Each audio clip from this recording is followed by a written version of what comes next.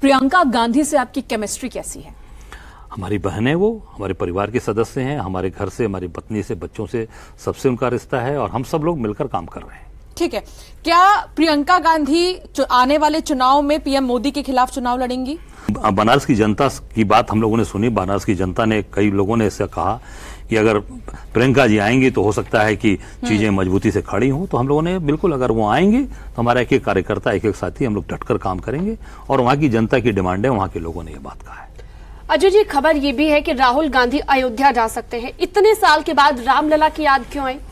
नहीं, ऐसा नहीं। अरे हमारी धार्मिक भावनाएं हैं, हम सनातनी हैं। लेकिन बीजेपी आरोप लगाती है कि बीजेपी दिखावा करती है। बीजेपी दिखावा करती है। बीजेपी ने केवल दिखावे का काम किया है। बीजेपी जमीन पर, अभी उनके आपने देखा, एक मंत्री सनातन की बात करते हैं, उनके मंत्री ने बाबा भोलेनाथ के अर्घे के अंदर अपना हाथ धोया जाकर वहां पर, और वही चरणामृत उन्होंने कहा कि नहीं ये सही कैसे है।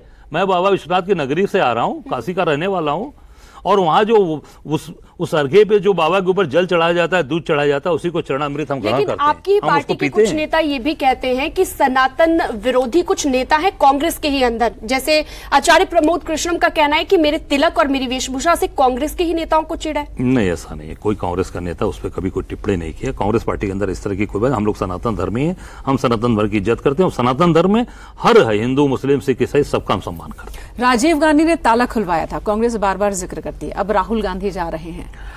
देखिए, हमने कहा ना कि राहुल जी की इच्छा है, वो बिल्कुल कहीं भी जा सकते हैं। बाबा विश्वनाथ की नगरी में जाकर उन्होंने पूरा अर्चना की। आपने देखा होगा वो केदारनाथ जी पदयात्रा करके गए, मानसरोवर गए। कोई नेता गया आज तक पदयात्रा करके गए मानसरोवर?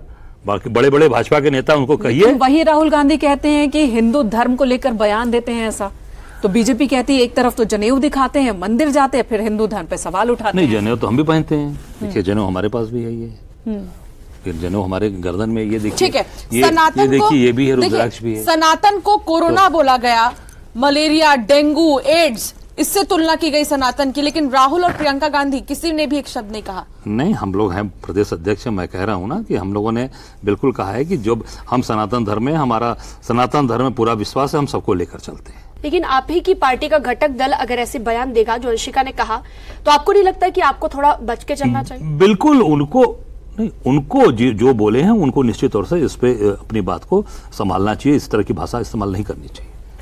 मायावती इंडी गठबंधन का हिस्सा नहीं है, कितना बड़ा झटका मानते हैं यूपी में विपक्ष के लिए? अब ये तो उनको तय करना है। आप देखिए, अभी घोसी के चुनाव हुए, उसमें इंडिया गठबंधन के प्रत्याशी को हम लोगों ने समर्थन किया वहां पर, और पूरा समर्थन दिया, और वो चुनाव भारी मतों से चुनाव जीते।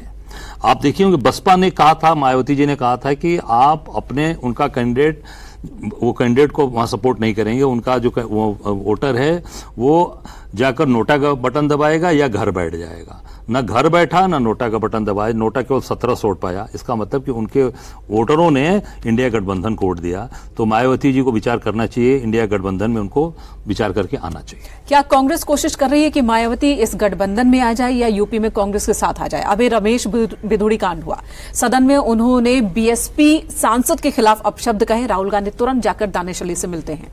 कोई संदेश था? नहीं, संदेश देखिए एक ही है कि जिसके साथ अत्याचार है, आप किसी को क्यों किसी को आप गाली दें, किसी को आप क्यों अपमानित करेंगे, किसी के धर्म के बारे में क्यों बोलेंगे? कोई व्यक्ति, ये जरूर है आप उसका सम्मान करिए। आप व्यक्तिगत अगर कोई आप उनके ऊपर आरोप लगाते हो कि नहीं आप काम नहीं करते हो या आपकी वर्किंग अच्छी नहीं है, आप धर्म के उनके ऊपर आप बोलते हैं। इसमें कोई शक नहीं, बिधूड़ी ने जिन शब्दों का इस्तेमाल किया सदन में वो गलत था, लेकिन दानिश अली का बैकग्राउंड पे साफ नहीं है। तो जो राहुल गांधी उनके साथ खड़े बैकग्राउंड जैसा भी हो, पर आप किसी को इस तरह के अपमानजनक शब्द और इस तरह की भावनाओं को भड़काने वाली बात नहीं कह सकते। तो राहुल जी निश्चित उस चीज को कहेंगे, डरो मत, आपके साथ हम खड़े हैं। वो राहुल जी की जो सोच है उस पर राहुल जी खड़े हैं। ठीक है, इन सबके बीच आपने कहा घोसी में कांग्रेस ने जिताया, लेकिन बागेश्वर अखिलेश ने हराया, ऐसा क्यों? अब ये अखिलेश जी को सोचना चाहिए, उनके दल के लोगों को सोचना चाहिए कि जब एक तरफ कांग्रेस का पूरा समर्थन उनको मिलता है, कांग्रेस वहां पर जबरदस्त, कल्पनाथ राय की धरती है, कल्पनाथ राय जी ने वहां विकास का इतना काम किया, विकास पुरुष आप सब लोग जानते होंगे। उसी घोसी सीट से, उसी सिमरी में उनका गांव है, वहां से चुनाव वो लड़ते थे, चुनाव लोकसभा जीतते थे, तो उसी सीट पे चुनाव हुआ ये। तो कांग्रेस का बहुत बड़ा आधार है वहां पर। हम बाई इलेक्शन में भी करीब 13-14 हजार पाए थे जब फागू चौहान ने इस्तीफा दिया था, तो राजमंगल यादव हमारे कैंडिडेट थे, 13-14 हजार वोट पाए थे उस समय। तो निश्चित तौर से वहां पर कांग्रेस ने सपोर्ट करके जिताया। इस पे जरूर, जिसे उन्होंने कहा कांग्रेस को बड़ा मन करना चाहिए, कांग्रेस ने बड़ा मन करके दिखा दिया। अब बड़ा मन करने की आपकी बारी है। अजय जी, हाथ तो मिला लिया आपने, आपके क्या दिल और विचारधारा मिले? अब हाथ देखिए, ऐसा है कि अभी मेरी तैयारी 80 सीट की है। अब वो राष्ट्रीय नेतृत्व क्या तय करता है, किस तरफ ले जाएगा, वो राष्ट्रीय नेतृत्व तय करेगा।